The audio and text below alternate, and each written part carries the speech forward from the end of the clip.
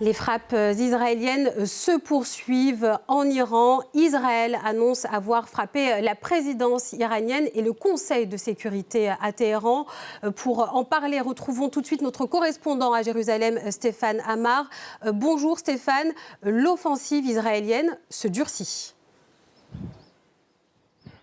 Elle se durcit et elle passe à un stade qui avait été annoncé un peu plus tôt par les dirigeants israéliens, c'est-à-dire de viser directement les structures du pouvoir, les structures du régime, et non pas seulement des objectifs militaires, mais désormais des objectifs politiques, pour une raison très claire, c'est que Israël veut que ce régime tombe, veut un changement de pouvoir en Iran. Cela avait été annoncé il y a déjà de très longs mois ici en Israël, parce que le gouvernement israélien considère que par essence, le gouvernement de la République islamique d'Iran, ce régime islamiste, est hostile à Israël et œuvrera tant qu'il existe à la destruction du pays. C'est en tout cas ce que le Premier ministre Benjamin Netanyahou explique très régulièrement à sa population. Donc ces frappes que vous mentionnez font bien sûr partie de ce plan. Il y a une volonté maintenant claire, affichée, de déstabiliser de l'intérieur ce régime.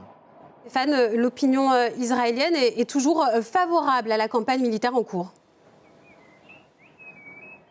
Oui, absolument. Alors, elle l'était dès le départ, mais je dirais que plus cette campagne évolue, plus les Israéliens la soutiennent. Alors, pour plusieurs raisons.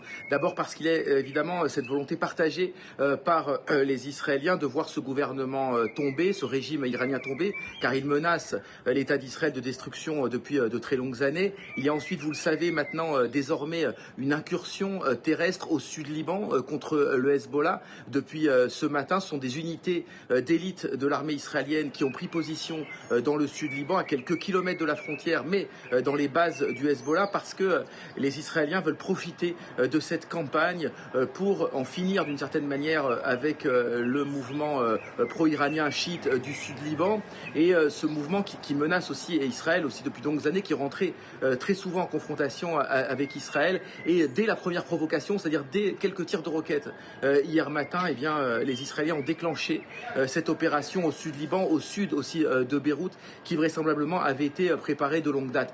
Les Israéliens aussi, ils sont favorables. Enfin, pour une dernière raison, c'est que les tirs iraniens se font de plus en plus rares. Selon des chiffres communiqués par le ministère de la Défense israélien, ils auraient baissé hier de 30%. Et aujourd'hui, certes, nous avons une alerte ce matin, mais ici à Jérusalem, mais c'était une fausse alerte. Il y a eu des tirs dans le centre du pays, mais l'intensité des tirs vers Israël n'a rien à voir avec ce qu'elle a pu être en juin dernier, ce qui contribue aussi au soutien populaire de cette opération. Merci Stéphane Amar. Stéphane Amar, correspondant donc France 24 à Jérusalem.